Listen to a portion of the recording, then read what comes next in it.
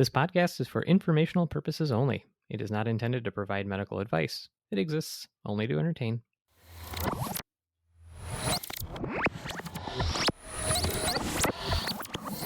Dr. Joseph Lister is in the Physician's Lounge of the University of Glasgow, where he is speaking with a surgical colleague about his frustrations with the state of hospitals and medicine in general in the year 1853. Dr. Lister, why are you brooding up here in your office so much these days? You're hardly spending any time on the wards. Are you not well? I'm well, but I'm troubled, my dear man. Oh, what about, good sir? It's just that when I decided to become a surgeon, I didn't think it would be like this. Oh, like what, per se? This whole environment. This hospital is a dreadful affair. I'm surrounded by dying patients. Well, it is a hospital, sir. Yes, but literally everyone is dying. Everyone. If a patient doesn't take with infection before a surgical procedure, they damn well have one after. Oh, that's to be expected, Dr. Lister. That's the nature of surgery. But does it have to be? Why is everyone succumbing to these foul-smelling, festering wounds? There has to be an explanation for this. Oh, I know it seems troubling, but you'll get used to it. How on earth should I get used to this pervasive mortality? We need to do something about this. I wouldn't rock the boat. This is just the way hospitals are. People come here to get sick and die. That's how it's always been. Do you not see a problem with that? Oh, where else should they die? At home? It's not what I'm saying. Well, maybe more people would prefer dying in some sort of third-party, more neutral situation, like perhaps in a street or a field, something like that. I really think this job has gotten to you. You've been surrounded by a miasma of death. I fear it's made you quite cold and callous. Oh, nonsense. I've never received a complaint from a single patient for my work here as a surgeon. How many patients have survived a discharge from hospital under your care? None. Yep, pretty much none. See? You're awfully judgy. I need to fix this. I'd rather you not. It's much easier to practice with expectations this low. You're a bad doctor. I am. Yep, that's right. Poor historians, poor historians. We look at cases through our history. It's just Max and Aaron, Mike and me. You gotta listen, you don't have to read. Poor historians, poor historians, poor historians.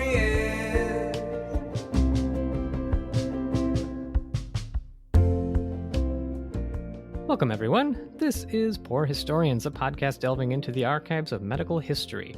As three emergency physicians, we will explore the unusual ailments, treatments, physicians, and all related material having to do with the healing arts. I'm Max, and I am joined here by my good friends and colleagues, Aaron and Mike. Gentlemen, do you think that some people are really robots? Like actually made with robotic parts, like more machine than man? No. Twisted and evil. It's not Yeah, an answer to the absolutely. question. I mean, if there's not robots, then they're secret alien shapeshifters. Yeah, for sure. How else do you explain some of those people where you just talk to them and you're like, Oh no, those are NPCs. you're not human. They're non-playable characters. I agree. I really like where that went. It doesn't have anything to do with the episode, however. So let's start with some shout outs. There is something special about this episode, gentlemen. Do you know what it is? All three of us are here together. It's happened before. We have 1 million downloads. We're just shy of that, although we have a lot more than we used to. Gentlemen, this is the 1 year anniversary of the show. What, today? Get out. We're 1 year old. This will Is it release really? just over the 1 year anniversary. True story. Wow. The podcast can roll over on its own now. It can sit up. Yeah, it feels like we've only been doing it for 10 stinking years. It hasn't been that painful, has it really? No, it's been fine. Yeah, so that is a fair. I mean, I think if nothing else, we got to at least acknowledge all those folks who have been listening since day one, all those folks who've joined us later. Welcome. Thanks for being there. And yeah, 1 year. That's pretty incredible. To that effect, too, we also announced online, but might as well say it here, too. We actually have merchandise available now. So if you would like a Poor Historians t-shirt, coffee mug, I think phone case, all kinds of stuff, it will be printed on demand if you go through our website, www.poorhistorianspod.com, and find the merchandise link. It'll get you over to that store, and basically all those proceeds just go to keep the podcast on a going. And so I do want to let you guys know, I have it on very good authority that one of our stickers already resides in a world-renowned scientific institution. Nice. And I would not even be allowed to go in and see it. Which one? I'm not going to say that. Wait, you can't go in it. It's scientific. Yes. Like a launch pad at NASA. Almost as cool. I know that's vague, but it's true. It's a true statement. NORAD. So, and lastly, my other shout out is to the author, Dr. Lindsey Fitzharris, for her book, which I used to construct this episode. The book being The Butchering Art. It is the story of Joseph Lister. It is excellent. Can't say enough nice things about it. And it's definitely worth a read outside of listening to this episode. There's a lot of stuff that I couldn't possibly get to. So I would encourage everyone to go pick it up. Also has an awesome cover. Second 5 of 5 stars. Mm-hmm. Yeah. Would recommend. I'm not a big reader. No. But she writes in such a way. It's really interesting. Do you guys remember the last book that I read? The Butchering Art? No. Well, yeah. I mean, yes. I mean, so Netter? in process. No. Well, yeah. Not. I mean, for enjoyment. You got to go back a while. Mm. I might have shared it. Might have not. It was Jurassic Park by Michael Crichton in 1996. That's a deep cut, man. That thing came out when I was like 12. Well, Ooh. Wow. Okay. So moving on from that, we'll get to the meat of the topic. I don't like reading. It's okay, buddy. It's okay. I just can't anymore. We read so many damn books. How did you get through medical school? I had to read those books. Like I said, I've got a pornographic memory. I remember everything just by glancing at it. Yeah, it's true. All right. The Butchering Art. So this is a truly amazing recounting of the life and times of Joseph Lister, who was a surgeon who, it's not an understatement to say, completely revolutionized surgery, especially in the Victorian era, and really brought it to more of a modern era by introducing aseptic technique. Doing surgery when you try to control or prevent infection was a very novel idea. And you can really credit Dr. Lister for making that a mainstream ideal. Now, that being said, there is a tie-in to the Listerine that you might find at the grocery store, but it is not nearly as interesting. We'll mention it later. Don't get too hung up on it right now. Isn't, I kind of going to feel a little bad. Isn't this the guy we kind of dunked on maybe 10 episodes ago in the listing? He was there. I don't think we dunked on him. He was there. Okay, all right. He had a cursory mention in the past. Now we're going to give him his due. And yeah, I think we planned on doing that, but this, the book really kind of put it to the forefront. Yes. And if nothing else, the nicest part about this book is that it's really just a good guy winning in the end story. Not to spoil anything, but we'll go through it. So it's like every Marvel movie. We'll have to pick which character he is. All right, Lister. Ooh. I'll think about it. By the end, I'll have a theory. I'm going to come back to that. Mm-hmm. The Mad Quaker? Mm-mm. No, I mean like an analog of an actual Marvel character. I'm pretty sure it's Superman. You're pronouncing that wrong. Well, did you just say Superman for a Marvel character? I just wanted to get a rise out of you. Oh my God. You are getting a rise out of me. Thinking about that colic. Ooh. So, to do what Dr. Joseph Lister did, it's not surprising to note that he was a little bit different. So, like most physicians of excellence, he got a liberal arts degree before going to medical school, right? Yeah. Right? Mm-hmm. When I read that line, I threw up a little bit in my mouth. It's the only way to go, man. It's the only way. So he attended the University College of London, abbreviated UCL, and apparently this was a bit of a controversial school since its students at the time were not required to attend daily church services. And that kind of got it a bit of a reputation, especially among other schools. So, for instance, the King's College students used to label the UCL attendees as, quote, the godless scum of Gower Street, which is a really cool mascot. Yes. That's pretty amazing. I want But that T-shirt. though that seems a bit harsh, especially given that Joseph Lister's father, with whom he was quite close, was a Quaker, it's the way that people saw it those days. So Lister starts at UCL in 1844 and actually starts with liberal arts degree, and then he moves on to their medical college thereafter. He read all 6 books. All 6 books in existence. It was a simpler time. So it seems that medical students did not exactly, and well, at least medical school itself did not have the best reputation as an institution. So medical students were actually described as a pretty rough bunch. I think all of us can attest that that's still true to this day. It is. Yeah. When I was reading that, I was like, this is no different than present day. Like, God. Yeah. Yeah. Bunch of knuckleheads, a bunch of intelligent knuckleheads. Yeah. It's you can be really smart without common sense. It's a true statement. As described in the book, the term medical student had basically become a, quote, byword for vulgar riot and dissipation, end quote. There's actually an account of the book of an American journalist describing medical students in New York as, quote, apt to be lawless, exuberant, and addicted to nocturnal activities, end quote. That is definitely all still true today. Yeah. Med students definitely study hard, but then we lose our minds when given any kind of free time to this day. Sometimes you're studying, sometimes you're in the library, sometimes you're swimming in a public fountain in the middle of a major metropolitan city. Nice. Not me, but I know people. Yeah, sure. Not Yeah, you. I can remember like packing in a cafe by the hundreds after our exams. Hundreds of us would walk in, be like, all right. Yeah. You You just had a need very to blow different off some experience than I did. Really? I already had little kids. Oh, when I yeah, went that through would be school. different. Yeah, so there was this phenomenon where we'd like go to the store, and I would be shocked and awed at all the wonderful products on display. And yeah, my wife was just like, you don't get out at all, do you? So I don't know. It was very different, but yeah, that's pretty much how I saw you guys, just going off to the bar without a care in the world. It's fine. Yep. Go ahead. It's Definitely. Interestingly enough, Lister's father was actually a pretty prominent scientist himself. He developed a special lens for microscopes at the time, and he actually imparted the love of microscopes to Lister. And it's not an exaggeration to say the fascination with the tiny world pretty much led him to change the entire surgical world. His instructors in medical school and a lot of his contemporaries, even as he graduated medical school, really didn't share that same regard. They, I guess, kind of labeled him a nerd. They're like, dude, your microscope is lame. And a lot of surgeons and doctors did not think microscopes had any kind of role in medicine. Yeah, it's amazing. We had a whole class, histology. That was first year, man. Just giant pictures of microscope slides on the wall, and you had to memorize them all.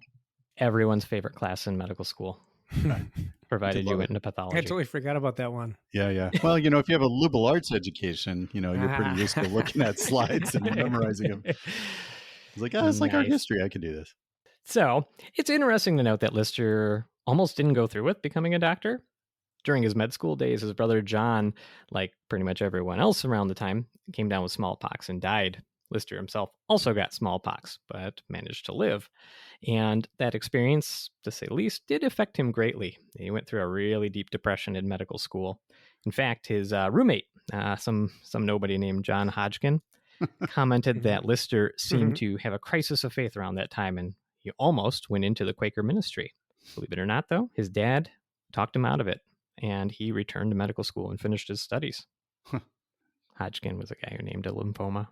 Yeah, I'm thinking he's probably famous for the average listener who's maybe not heard that. The era of history where the cameo is always the actual person that named whatever thing they're named after. Yes. There's a lot of those that I didn't even mention in the story that are definitely mentioned in the book. I just couldn't work them all in. So he's like, hey, Joe, can I bum your microscope for a second? I got some stuff I want to look at. I'm sure they had some interesting conversations around the dinner table and pub. So let's talk about hospitals around this time. They are grim. And there's actually a chapter very appropriately titled Houses of Death in this book. And it is so true. Nice. Dr. Fitzharris basically paints this very grim picture of Victorian England hospitals. Not only the cruelty of the operating theater in the age before anesthesia, and kind of during the time of this book, anesthesia is being developed. But this was basically, as we mentioned earlier in this episode already, Dr. Liston, the fastest amputator, this was his heyday. And so There's literally a story that begins the book where Dr. Liston is chasing the patient he's going to amputate, who panicked and ran out of the room. You sit down.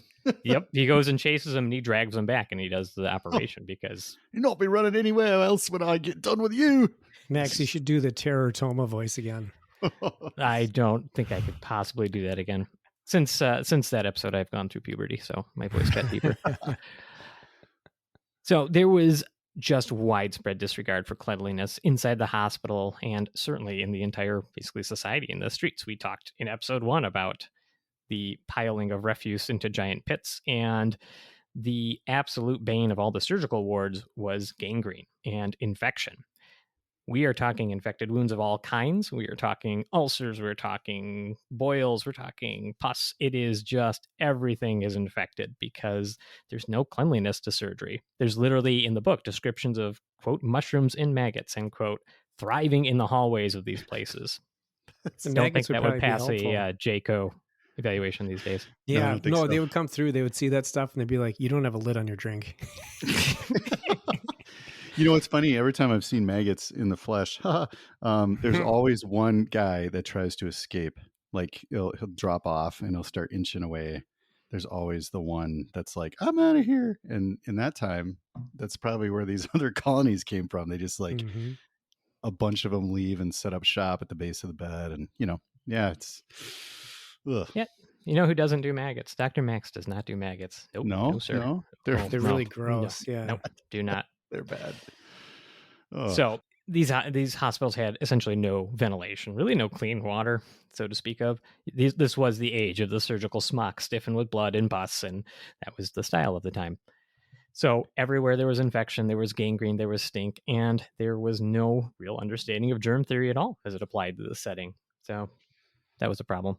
Lister excels at medical school. He, like a lot of his fellow students, goes the extra mile in studying anatomy, and he's able to procure specimens to kind of study off hours, buying them off the people who sell those sort of things. So there was discussion of like how he got his hands on a bladder and a head with part of a spinal cord attached and a thorax, just a thorax. Just want to look at a thorax and got a thorax guy. Like 4 vendors next to each other. Yep. His extra efforts help him excel, and he ends up in a surgical residency at the University College Hospital in 1850. Nice. Lister, unlike many, does not fall into complacency regarding all this immense suffering on the hospital wards, and he basically seems, by many accounts in the book, to be like a well-adjusted, genuinely nice, caring person, which seems discordant with the time period. Mm-hmm. Completely out of step. There are several surgeries that are discussed that he performed when other people would not, as he was training. And there's also these other nice little bits where, in one instance, he was about to do an operation on a understandably terrified female patient, and his assistant brought in all the surgical tools uncovered on a tray, and Dr. Lister scolded him and said, this poor woman is terrified enough. Why would you show her all these implements of surgery before we do this procedure? And it's just like one of those weird little bits of humanism that shouldn't be weird, but it certainly was for the time. And then and then he hacked off a limb. I mean, right. He had somebody cover. Still gotta do the job you're there for. Let's not all get his too carried away. colleagues are like the reverse survey. They're like, you keep getting good reviews. You've got to spare them. You've got to terrify them. Now it's the opposite. Now you have to over-explain everything. You can't hide. You hide a scalpel. Yeah, like that's a no-go. No, I know. It's a different time. Mm-hmm. So in this, there's a term that comes up in the book, which I loved. It's called hospitalism. And basically it refers to the fact that people went to the hospital and you gained sickness when you went there. Mm-hmm. And it was literally like a condition of being in the hospital. And so under that umbrella, there was 4 main kind of variations of infection they talk about. And they were erysipelas, which is like a skin infection, usually with strep bacteria. There's gangrene, which is dead necrotic skin and its associated bacteria, like kind of ulcerations type stuff. There was septicemia, which just refers to infection in the bloodstream. So the bacteria are now running around the bloodstream. That's bad. And good old pyemia, which is like the medical term for pus. Every time I see gangrene, I think of zombies. Like if your whole body were gangrenous, you're a zombie then. But yeah. Would you ever want to go to was there a specific hospital for pyemia? Like a pussy hospital? We're going to That's where push they for deliver more. babies too? Purulent Mhm. Hospital. Purulent. Oh, not pussy? No. No. Do not keep write writing that pussy on in my the charts. chart. Yeah. Nope, don't write it in the chart. It is always fun to ask the medical student who says that how to spell it, and you just watch them make the connection. And they're like, oh, God. Oh, I get it. I Checkmate. usually let them write it. Yeah, you would. It's Well, just like, it's better than me saying something because then it's like, I want to try to get you to say the P word. I feel not like it could creepy be at less all. creepy. It's Yeah. not creepy at all. Oh my goodness.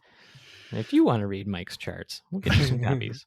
There was much debate about how these infections were transmitted because, again, don't really have germ theory. So in the book, there's actually a discussion between these two camps of thought. So in the 1840s, is a little bit before Lister's doing his med school thing, there's like two theoretical camps that rise up. There's contagionists and anti-contagionists. So contagionists thought that diseases were probably passed person to person in some sort of small particle. And they even came up with a term called animalcules, which were just like a catch-all for something so small we can't see it, but is sort of a biologic entity. And these folks thought that all diseases had to do with contact between people, like mentioned, which works well for smallpox, but it doesn't quite explain how cholera spread. And if you want to learn more about that, go to episode 1. Anti-contagionists on the other side of the camp thought disease just arose from the environment. So these were the miasma people, meaning the folks that thought like infections came from poor air quality or poor hygiene or unclean water. And they rejected the animalcule or the small organisms going between people causing illness bit. And kind of as you can see, they're both in many ways right, but just for the wrong reasons. Yeah, they're both right. It's like flat earthers, They're kind of right. Not all the way right. I mean, there is an Earth, I guess. We agree on that. It looks exists, flat. And it appears flat. No, I don't. I could talk so much about. I'm not. No, we're getting back to the episode. Yeah, back to it. Back to Lister.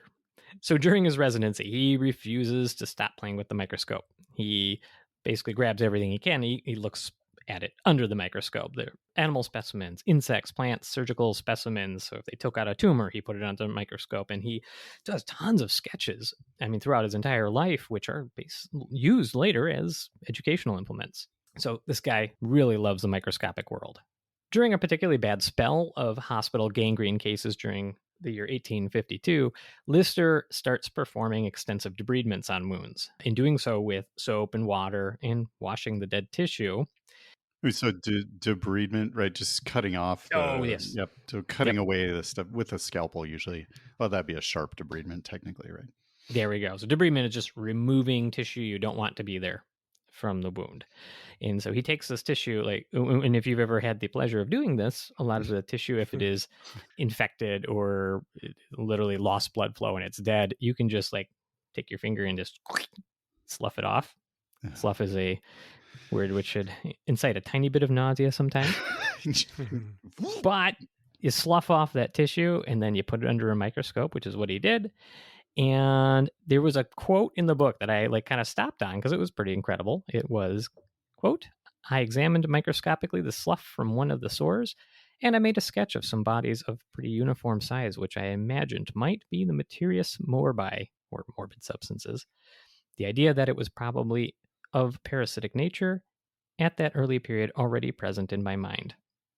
And so basically, he's like, I found these little things, and I think this might have something to do with why these wounds get infected. And Lister is one of the first to say, I think the problem's in the wound itself, and I don't think it's coming from outside. So microscopes have probably the best jump scare I can imagine that you still sometimes will see. So in my training, we still use microscopes for wet prep from, vaginal secretions to look for infections. And some of them are still alive when you put them on the slide, and then you look at the microscope and you're really close to the picture, and all of a sudden this little thing just goes and swims across the field. It scares the living crap out of you. Whimsical trichomonas. Right. Just doing its thing. Yeah, it's what they do.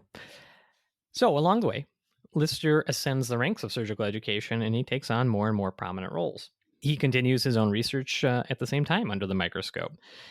And he gradually becomes aware of the work of a French chemist, another nobody named Louis Pasteur. Maybe you've heard of him. Pasteur likely deserves his whole entire episode, but he's definitely one of the founders of germ theory, and he actively debunked the idea that diseases just appear out of nowhere or spontaneously generate themselves.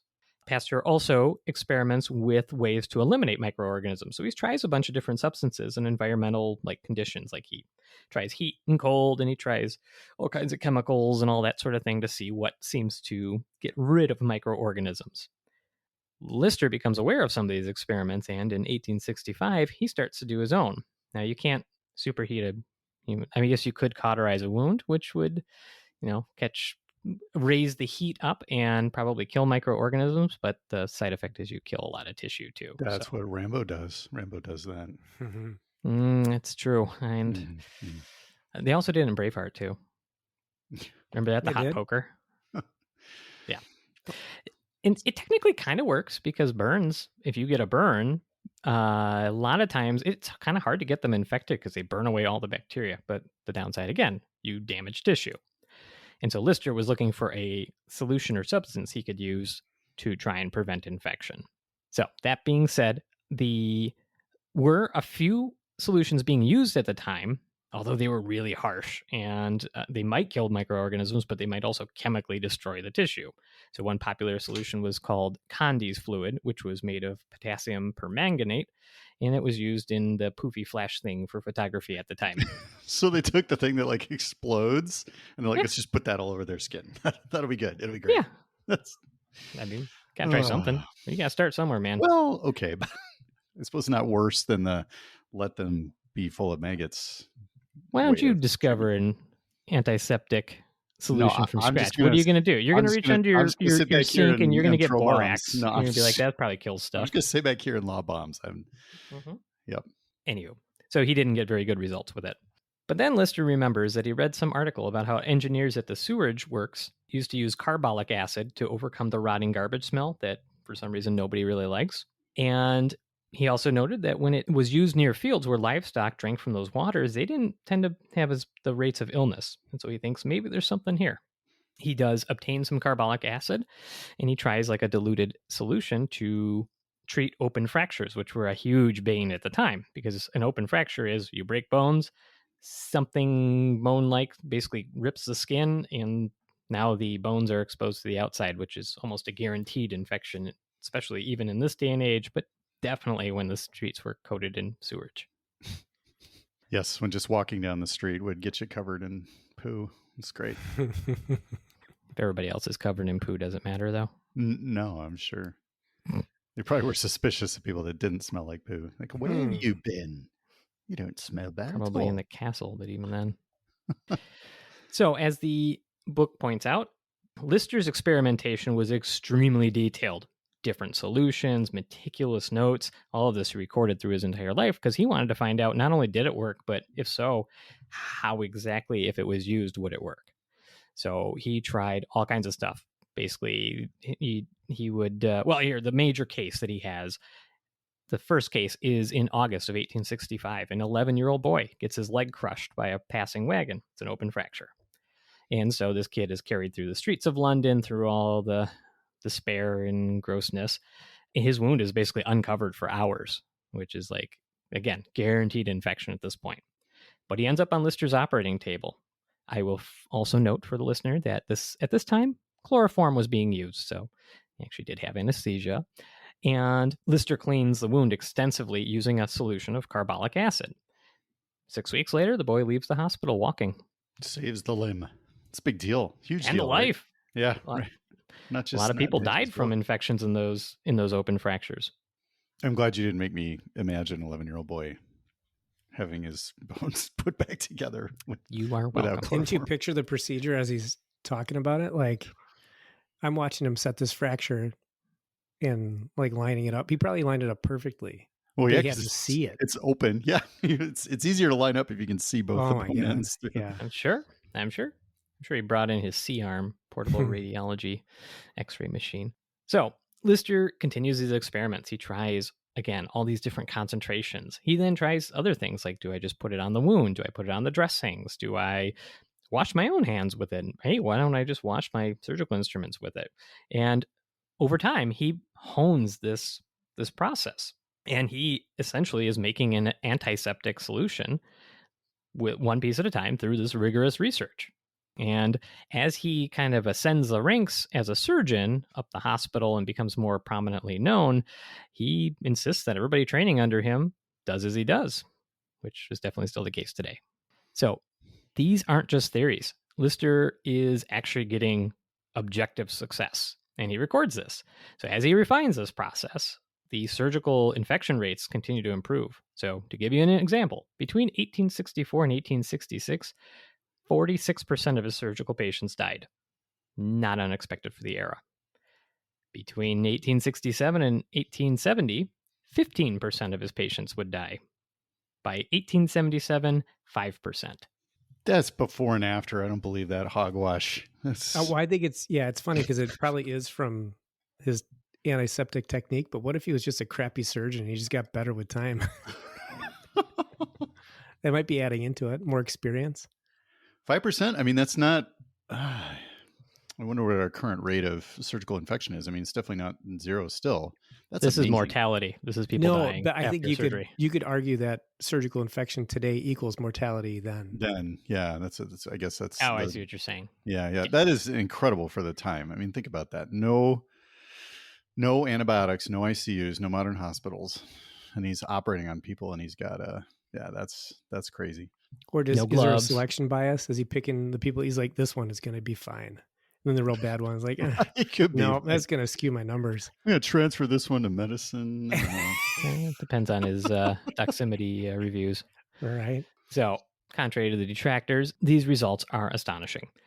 If you thought Lister was going to be embraced by the medical community worldwide for this enormous contribution, and that the results of which clearly spoke for themselves, you would be kidding yourself. He was not welcomed, and his methods were not invited into common practice. After 2 years of experimenting with this carbolic acid, and while now working in Scotland at the Glasgow Royal Infirmary, Lister publishes his findings in The Lancet in 1867. The influence from his application of the scientific method to basically using Pasteur's work was definitely evident, and Lister himself sought to spread the results because he felt it was a literal benefit to humanity. He wrote, quote, "The benefits which attend this practice are so remarkable that I feel it incumbent upon me to do what I can to diffuse them," end quote. I mean, and Lancet at the time was basically the Twitter of the medical world, right? I mean, this is like, the million follower people going after each other. Were there a million people on Earth back then? Yeah. What? Yeah, for sure. Like 6,000 people worldwide. I think it's funny because I'm sure every single person that submitted an article to the Lancet probably said that same thing. It's so remarkable. Hot pokers in your butt for hemorrhoids. I've achieved incredibly salutary results. The benefits which attend this practice are so remarkable. Look, after this, however, a medical heavyweight fight ensued. Reminiscent of the incredible WrestleMania 3 match between Ricky the Dragon Steamboat and Macho Man Randy Savage, what transpired was Joseph Lister versus James Y. Simpson, the obstetrician that actually discovered chloroform. Dope. And they had it out. There was a back and forth in the Lancet and public medical journals, public journals at the time, and Simpson was antagonizing Lister under a pseudonym. It was pretty open who was actually writing it, but he used a pseudonym. He claimed that Lister had actually stolen the idea of using carbolic acid from a French surgeon named Jules Lemaire, who apparently did publish a 700-page book on the use of it for everything. So Lemaire did publish a book, but it wasn't like you got a email with a New York Times bestseller list. You didn't know books would exist, and it wasn't always easy to get them.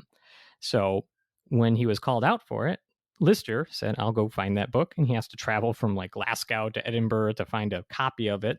And he does. He reads all 700 pages of it and realizes, yeah, okay, he did use it, but he didn't like standardize any of the practice. And he used it for everything, not surgery. He used it for like curing every disease, cleaning all these things and whatnot. So it really wasn't a refined dissertation on how to use it. And Especially the biggest thing Lister said was he doesn't even know why it works. And that's what Lister wanted to know. It's kind of axiomatic. If someone says this works for everything, then it doesn't do that. More often it works for nothing. Yeah, exactly. Usually every time you see a cure on TV at 3 a.m. for 18 different medical conditions, it means it does nothing for any of them. Cancer. Well, the weird thing is that Lister was trying to sell magnetic bracelets too, and manganese pills for erectile dysfunction, all sorts of stuff. He was just yeah, but Mike, that's intuitive. That obviously works. You're right. Magnets, how do they work? Carefully. Simpson lobbed bombs in the editorials of the medical journals, and it was believed he had a particular degree of grievance because Lister's proposed surgical methods and antiseptic methods were counter to Simpson's own belief that the best way to limit infection was to, like, the way they described it is they called it acupressure, which literally did mean he would put needles around the margins of the wound to, like, pinch down the skin so it wouldn't bleed. And he thought that was a much better way of controlling infection. He was wrong. But what does he care? Why does he care? Because ego, Mike. Yeah. Because it's not his. He thinks this is the way it's done. And Lister says, I think there might be a scientific principle I can prove. Nope. Doesn't want to hear it. What was Absolutely the pseudonym? Do you know what the pseudonym was? Is like Chichurius. I'd have to look it up again, but Chichurgius. It wasn't like Stinky McPoopy Hands or something like that. It was not. No, it was. I think Chichurgius is Latin for that, though.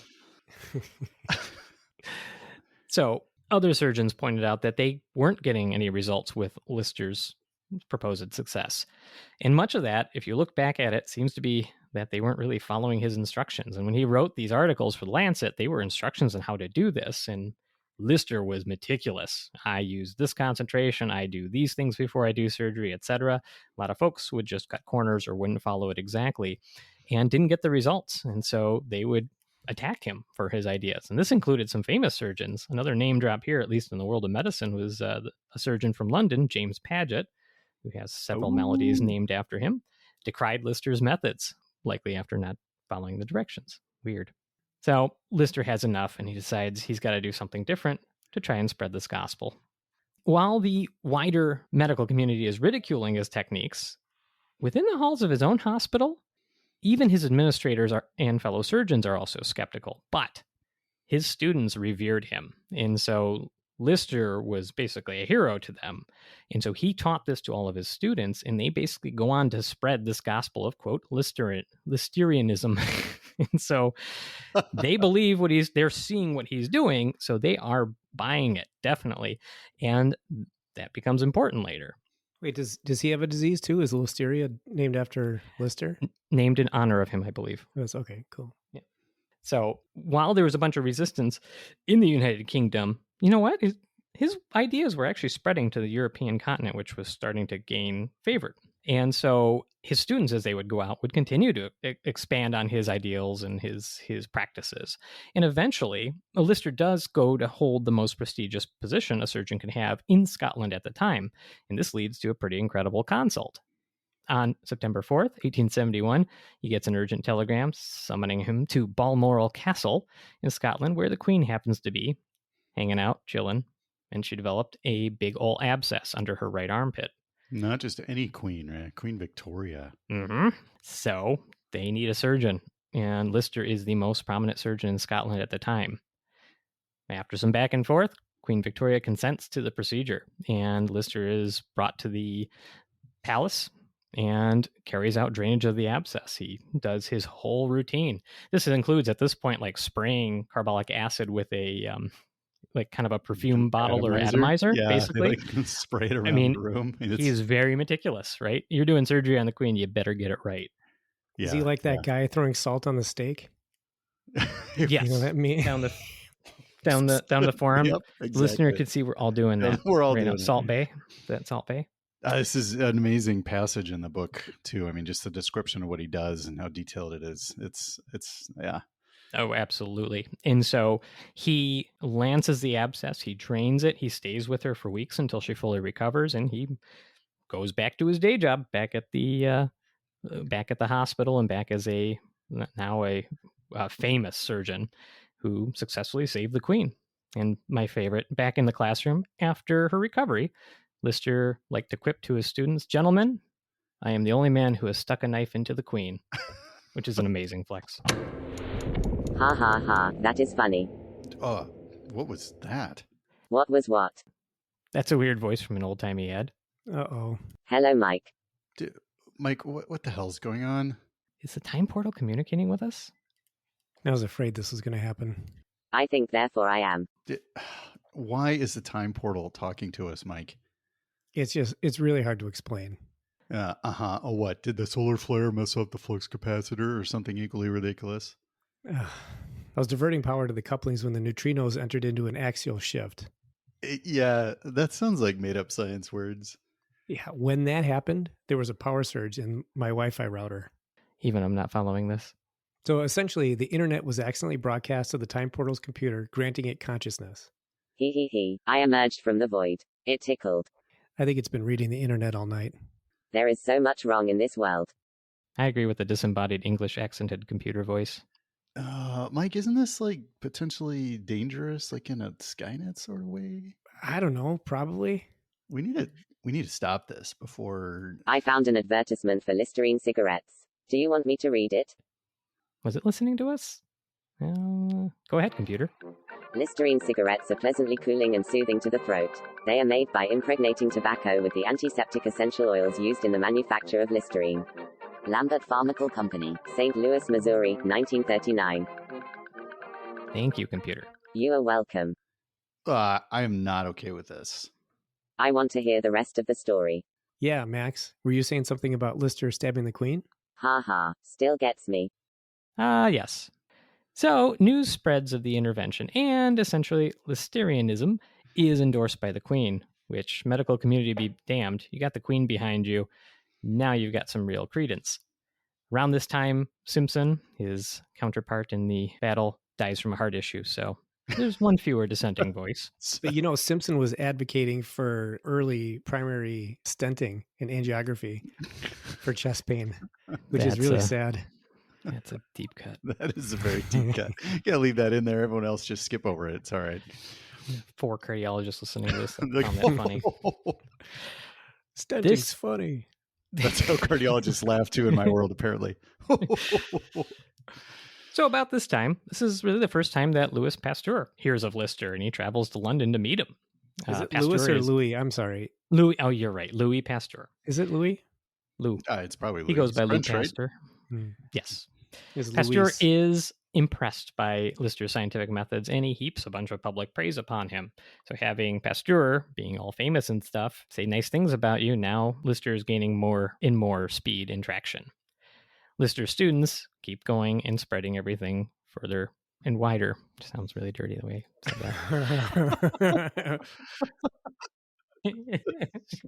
that. This all culminates in a trip that Lister makes to the U.S. He gets invited by the American surgeon Samuel Gross in 1876 to speak at the Centennial Exhibition in Philly. Did he invent gross anatomy in the U.S.? I absolutely looked that up. No. Really? It's just a term. Gross. It's just a term. So cool. Right. But I was so sure of it, I almost put it in here without fact checking it. Great movie. It's got to be that. Great movie. It was a great movie. I was thinking about that the other day because I was thinking about medical school for some reason. Maybe we talked about something. I remember watching that movie before I started.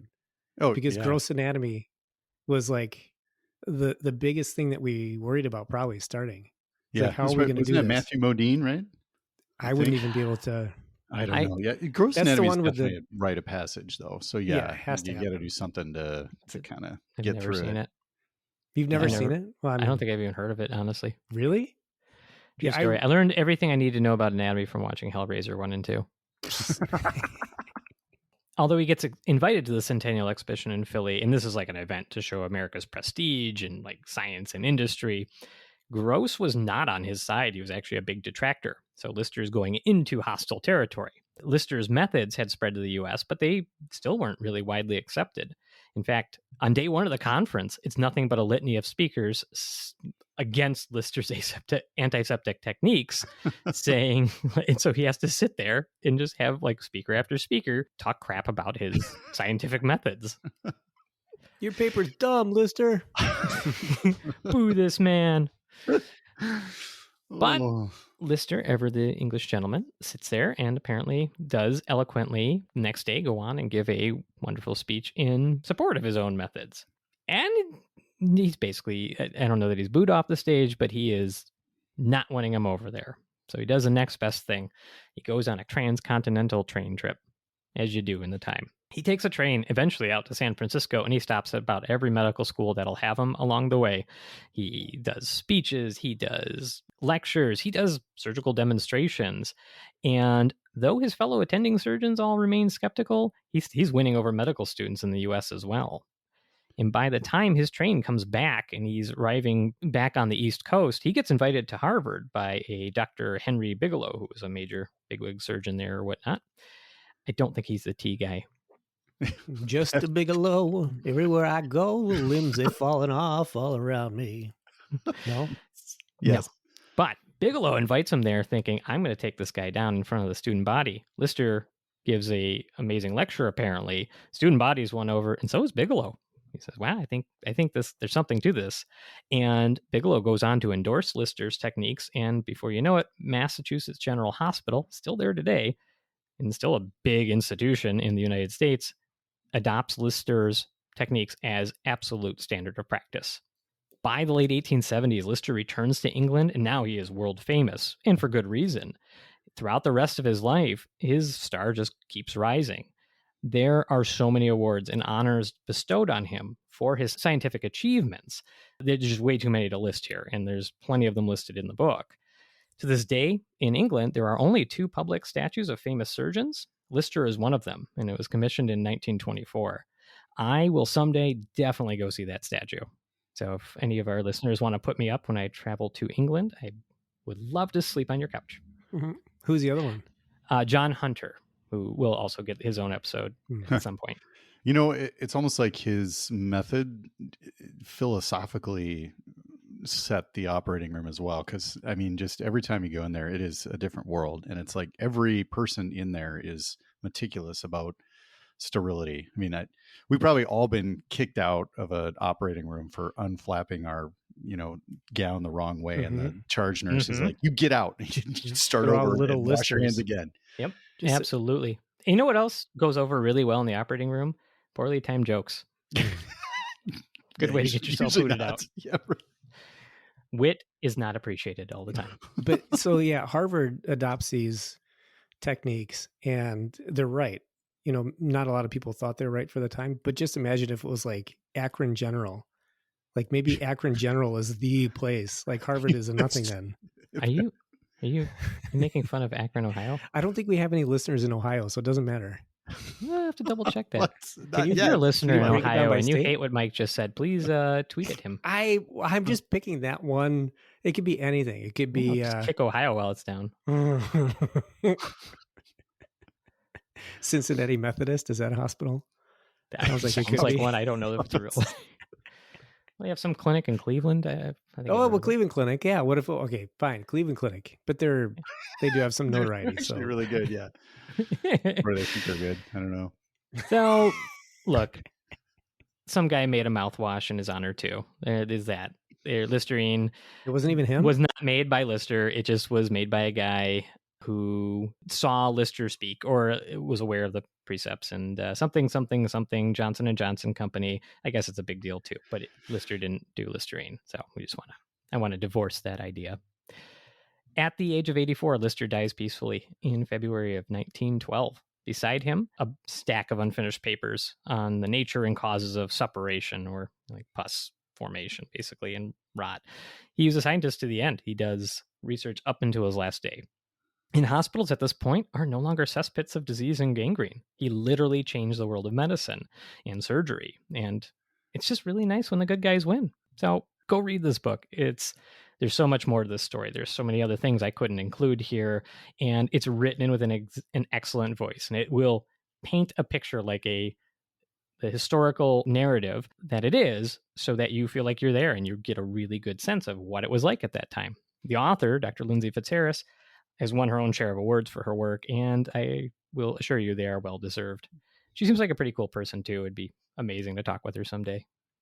Yeah, totes. That'd be great. Yeah, when I read that book, I could really feel the Tyrannosaurus Rex chasing me. Really good. Fitzharris can definitely end a book better than Michael Crichton by far.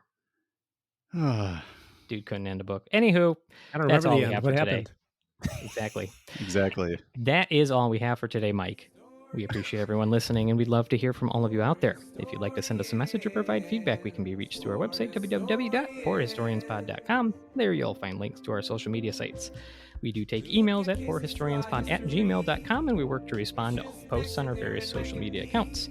If you have time, go and leave us a nice 5-star review on whatever platform, especially iTunes, because it's the biggest one. This does help our show grow, and it doesn't take much more effort than a bunch of clicking and following some links, and you can always go to our website. We have a link to it if you need to. If you're old-fashioned, take a Q-tip, rub it in the dirt, smear it on an agar plate so that bacterial colonies grow to form words that will communicate to us.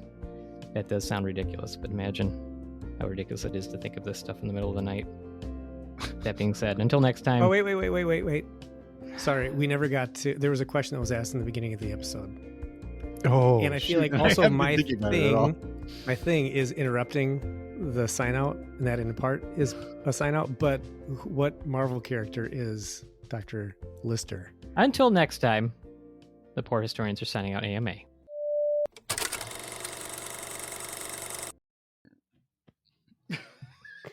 That was a throat burp. Good start. All right. What Marvel character is Dr. Lister? I mean, it's got to be Captain America. He's goody two shoes. He believes in himself no matter what. The British surgeon is Captain America, is what you're going with? I mean, it's... Yes, there's... First off, so Captain use Britain your liberal isn't arts even in the degree. movies. Captain Carter's in the movies, but she is so awesome that there's no way... She's a tier above Lister. And but Captain she's America. Captain Britain, isn't she? No, she's Captain Carter. Oh. Captain Britain's another dude that's in the comics. Oh, okay. Who hasn't been in the movies yet. But no. The point... This is going to be an outtake. No, the reason he's Captain America is because he sticks to his own personal views, no matter what the consequences. I could do this all day. That's right. Exactly. People are just punching at him. Doesn't care. He does it anyway. Max, any thoughts? Saberwolf is pretty cool. Saberwolf. Okay. Saberwolf. Deep cut. You know who I think he is? He's Thanos. Is he? Oh, yeah. It's why? I've seen like 3 of the Marvel movies at all. Because he's right.